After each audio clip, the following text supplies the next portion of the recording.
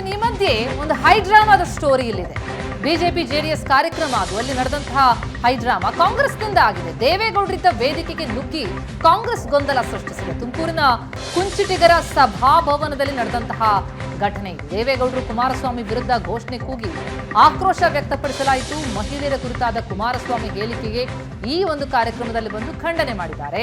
ಕುಮಾರಸ್ವಾಮಿ ವಿರುದ್ಧ ಕಾಂಗ್ರೆಸ್ ಮಹಿಳಾ ಕಾರ್ಯಕರ್ತೆಯರು ಕಿಡಿಕಾರಿದ್ದಾರೆ. ಬಿಜೆಪಿಯ ಸಭೆಗೆ ಕಾಂಗ್ರೆಸ್ನ ಮಹಿಳಾ ಕಾರ್ಯಕರ್ತರು ನುಗ್ಗಿದಂತಹ ಸಂದರ್ಭ ದೃಶ್ಯಗಳನ್ನು ನೋಡ್ತಾ ಇದ್ದೀವಿ.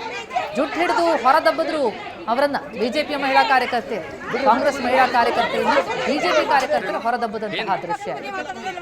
ನಂತರ ಆ ಕಾಂಗ್ರೆಸ್ ಮಹಿಳಾ ಕಾರ್ಯಕರ್ತರನ್ನ ಹಾಕಿ ಪಡೆ ವಶಕ್ಕೆ ಪಡೆ ದೇವೇಗೌಡರಿದ್ದ ವೇದಿಕೆಗೆ ನುಗ್ಗಿ ಭಾರಿ ಹೈಡ್ರಾಮಾ ಮಾಡಿದ್ದಾರೆ.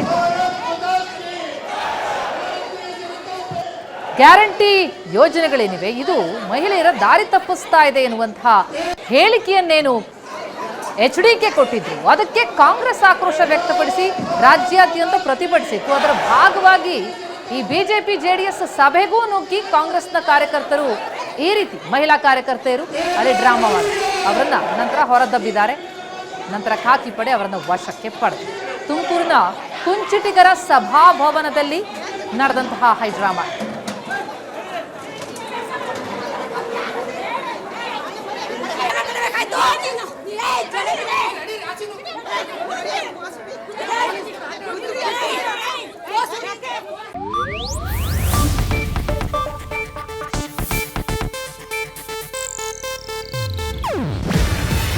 ಇದು ಏಷ್ಯಾನೆಟ್ ನ್ಯೂಸ್ ನೆಟ್ವರ್ಕ್ ಪ್ರಸ್ತುತಿ.